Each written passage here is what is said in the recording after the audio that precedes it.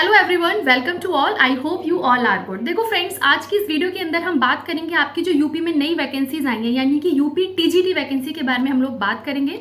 Video को हम लोग ज़्यादा लंबा नहीं करेंगे और सीधा पॉइंट टू पॉइंट हर एक पॉइंट पे हम लोग डिस्कस करेंगे, ठीक है, ताकि आपके जो भी कोई डाउट्स हैं वो एक ही वीडियो से सारे डाउट्स आपके क्लियर हो जाएं। और अगर फिर भी आपका कोई डाउट रह जाता है तो आप हमें नीचे कमेंट सेक्शन में भी पूछ सकते हैं, ठीक है। तो हम लोग स्टार्ट करते हैं। मैंने सारे पॉइंट्स को एक जगह लिख लिया है, मैं आपको एक एक करके हर पॉइंट्स के बारे में बताऊंगी। तो वो सबसे पहले हम यहाँ पे बात कर रहे हैं यूपी में टीजीटी की वैकेंसी है 2022 की, ठीक है। तो ये जो होता है बेसिकली आपका 9 to 10th क्लास के लिए आपका होता है, ठीक है। इसमें आप जो अध्यापक बनते हैं 9 से 10 क्लास के लिए आप लोग इसमें अध्यापक बनते हैं, ठीक है। और इसको हम हिंदी में प्रशिक्षित स्नातक शिक्षक भी बोलते हैं। ये जो आपकी टीजीटी होता है ना, जो ट्रेंड टीचर वाली, ठीक है। इसमें अगर आप देखोगे तो इसके अंदर आपके जो टोटल पद आए हैं वो 3539 आए हैं, ठीक है। उसके बाद अगर मैं बात करती हूँ इसके स्टार्टिंग डेट की, तो ये आपका 9 जून 2022 से, ठीक है, इसका जो एप्लीकेशन फॉर्म है ये आपका स्टार्ट हो जाएगा।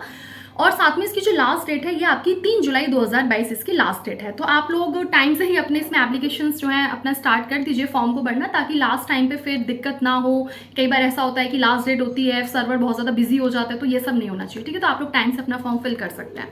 अगर मैं इसमें एग्जाम की बात करती हूँ, ठीक है, तो इसमें आपका एग्जाम फेज जो रहेगा वो आपका सिंगल रहेगा, यानी इसमें सिर्फ आपका एक रिटन एग्जाम रहेगा, ठीक है। इसके अंदर आपका कोई भी इंटरव्यू नहीं होगा। आप हर एक पॉइंट्स को ध्यान से सुनिए। और देखिए, अगर आप वीडियो को स्किप कर करके सुनते हैं तो उसमें क्या होता है कि जो कुछ पॉइंट्स होते हैं इंपॉर्टेंट वो रह जाते हैं, फिर आप लोगों के डाउट्स होते हैं कि हमने ये वाली चीज़ नहीं बताई है, ये वाली चीज़ स्किप हो गई है। इसलिए आप वीडियो को ध्यान से सुना करिए, हर एक पॉइंट्स को आप लोग ध्यान से सुनिए, ताकि कोई भी पॉइंट आपसे स्किप ना हो, ठीक है। देखो, अगर मैं बात करती हूँ इसके एग्जाम के बारे में, तो इसमें आपका रिटन एग्जाम रहेगा, इसके अंदर कोई भी आपका इंटरव्यू नहीं होगा।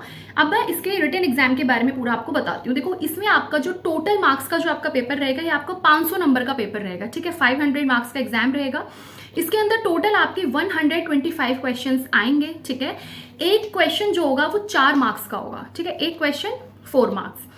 टाइम जो इसमें आपको दिया जाएगा वो आपको 2 घंटे का टाइम इसमें दिया जाएगा, और कोई भी नेगेटिव मार्किंग नहीं है, ठीक है। और जो आपका एग्जाम रहेगा ये आपका एमसीक्यू बेस्ड रहेगा, ठीक है। और एक और चीज़ है, जब आप अपने एग्जाम सेंटर पे जाएंगे तो उसमें सिर्फ और सिर्फ आपको ब्लैक बॉल पेन का ही यूज़ करना है। अगर जिसने भी इसमें ब्लू पेन का यूज़ करा सर्कल्स को फिल करने में, तो उसका ऐसे हो जाएगा पूरा पेपर, ठीक है। तो ऐसा नहीं करना है, केवल और केवल ब्लैक बॉल पेन का ही आप लोग यूज़ करेंगे, ठीक है।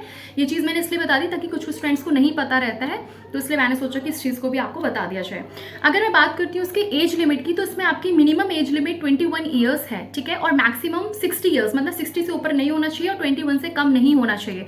और 1 जुलाई 2022 तक 21 साल आपके पूरे हो जाने चाहिए। अच्छा, बात आती है कि भैया कौन कौन इसमें फॉर्म भर सकता है, तो देखो, ऑल ओवर इंडिया कोई भी इसमें फॉर्म भर सकता है, ठीक है। बट एक चीज़ का ध्यान रखेंगे कि जो रिजर्वेशन वाला बेनिफिट होगा वो सिर्फ और सिर्फ यूपी वाले स्टूडेंट्स को ही दिया जाएगा। मान लीजिए कि अगर कोई यूपी, मान लीजिए कोई राजस्थान का है, ठीक है, उसने इस फॉर्म को फिल किया, ठीक है, और वो मान लीजिए राजस्थान में ओबीसी या फिर SC ST कैटेगरी के अंदर आता है, बट अगर वो इस फॉर्म को फिल करेगा यूपी का, तो वो जनरल में ही काउंट होगा, यानी कि सिर्फ यूपी के ही स्टूडेंट्स को रिजर्वेशंस का फायदा मिलेगा, कैटेगरीज का फायदा मिलेगा। अदरवाइज जो भी बाहर के होंगे वो सब जनरल में ही काउंट होंगे, ठीक है। उसके बाद अगर मैं बात करती हूँ इसका जो पूरा प्रोसेस रहेगा, ठीक है, फॉर्म का प्रोसेस। देखो, सबसे पहले इसमें आपको रजिस्ट्रेशन करना होगा, ठीक है, कैंडिडेट रजिस्ट्रेशन होगा। आप लोग अच्छे से अपना रजिस्ट्रेशन करेंगे। और एक और चीज़, ऐसी जैसे बहुत सारी मिस्टेक्स हुई हैं AES वाले फॉर्म में भी, और काफ़ी मिस्टेक्स रहती हैं, इस तरह की मिस्टेक आप लोग बिल्कुल नहीं करेंगे, ठीक है। आप लोग अपना रजिस्ट्रेशन करने के बाद उसको फाइनल सबमिट तभी करना जब एक बार उसको दोबारा से रिचेक कर लो, ठीक है। उसमें एक ऑप्शन आता है प्रीव्यू करके, अगर आप दोबारा से उसको प्रीव्यू करेंगे तो वो फिर से अगेन खुल जाता है, तो एक बार अपना फॉर्म को फिर से चेक करेंगे, उसके बाद ही आप रजिस्ट्रेशन को ओके करेंगे। जब आपका रजिस्ट्रेशन हो जाएगा उसके बाद ऑप्शन आएगा एग्जाम फी का, ठीक है, उसके बाद आपकी फी डिडक्ट होगी। देन उसके बाद आपका जो पूरा प्रोसेस रहेगा आपका फॉर्म का, वो आपका ओपन होगा, यानी कि जो फॉर्म सबमिशन वाला प्रोसेस होगा वो आपका फी पेमेंट के बाद रहेगा।